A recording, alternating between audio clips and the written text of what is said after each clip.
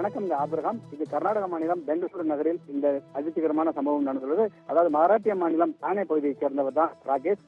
இவர் சாப்ட்வேர் இன்ஜினியரான அவர் கடந்த 2 வருடங்களுக்கு முன்பு தனது மனைவி கௌரி என்பவருடன் பெங்களூரு ஹொலிமாவு போலீஸ் எல்லைக்கு உட்பட்ட தொட்ட காமனஹள்ளி பகுதியில் வீட்டுக்கு வாடகைக்கு வீடு எடுத்து தங்கினார். இவர் வேலைக்கு சென்றிருந்தாலும் இவர் மனைவி வேலையில் அதனால் வீட்டில் இருந்தால் வீட்டில் மனைவி இருந்தபோது கணவன் மனைவியுடைய குடும்ப தகராறு ஏற்பட்டுள்ளது.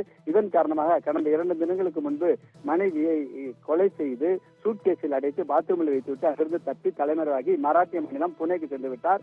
பின்னர் புனேயில் தற்கொலைக்கு முயன்றுள்ளார். அப்போது தற்கொலைக்கு முயன்ற போதுதான் இவர் ஒரு தகவலை பெங்களூரு போலீசாருக்கு கொடுத்துள்ளார். அதாவது பெங்களூரு போலீசார் கொடுத்த தகவல் மட்டுமல்லாது அவர் குடியிருந்த அந்த பெங்களூரில் குடியிருந்த வீட்டு உரிமையாளர் கூட தனது மனைவியை கொலை செய்து விட்டதாக தகவல் கொடுத்தார். உடனடியாக அந்த வீட்டு உரிமையாளர் பெங்களூரில் இருக்கிற ஹுலிமாவு காவல் நிலையத்துக்கு தகவல் கொடுத்தார். ஹுலிமாவு போலீசார் சம்பவத்துக்கு சென்று பார்த்தபோது பாத்ரூம் அறையில் பெண் ஒருவர் கொலை செய்யப்பட்டு சூட்கேஸில் அடைத்து வைக்கப்பட்ட நிலையில் பிணமாக கிடந்தது கண்டுபிடிக்கப்பட்டது. தற்போது அந்த சடலம் அகற்றப்பட்டு பெங்களூரு அரசு மருத்துவமனைக்கு பிரேத பரிசோதனைக்கு அனுப்பி வைக்கப்பட்டுள்ளது.